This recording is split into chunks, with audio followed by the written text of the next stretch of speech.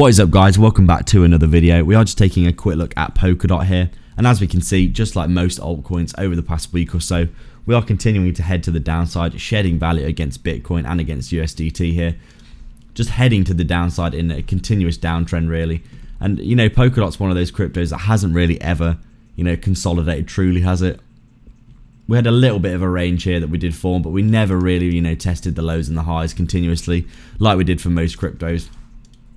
And really, for Polkadot and many other cryptos, Cardano included in this list actually, we haven't really seen any major kind of movements in the market whatsoever, apart from just this continuous downtrend. You can see it very clearly here on the charts, just, you know, shedding value and heading to the downside over and over again, down at around that $4.27 level right now, which is a very, very low value, isn't it? You can see back here, I mean, Polkadot is just shedding value like you wouldn't believe, isn't it? I mean, you've got this very key level, this very key area of structure here, which really, you know, hasn't been respected all that well. There was some support being formed here, but realistically, you know, now that we've lost it, we're heading down towards the bottom of that area, aren't we? And we have marked that level at around that $3.60 level area, which is probably where Polkadot is heading, isn't it? Because realistically, it's had a massive pump and a massive dump, and we are looking for a key level of structure here, aren't we? Did it launch at $2?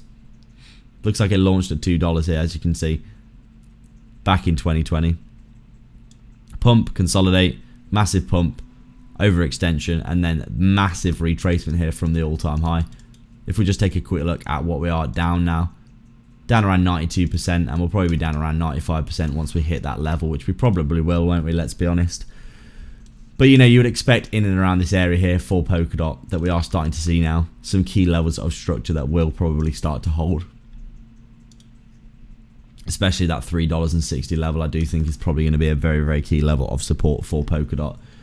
Technically on the chart, at the very least, along with these big bullish divergences that we are seeing on the charts as well, you could easily see, you know, once we start to see a breakout of this trend line for Polkadot, which we'll probably see over the next few months, then we could, you know, once we start to see that and a back test and some breaks of structure, we can start to feel a bit more optimistic. But currently, looking like Polkadot, really, it is just heading down, down, down, isn't it? Looking like, obviously, we've got these bullish divergences forming on the chart. Maybe even, like some cryptos are forming, a little bit of a descending wedge, where obviously you've got your high, high, your low, and then your high, and now the low being retested yet again. Something like that. Or maybe even something like this,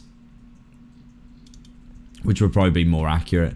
You know, you've got your low, your overextension, your high, low, high, and then the low being retested here again.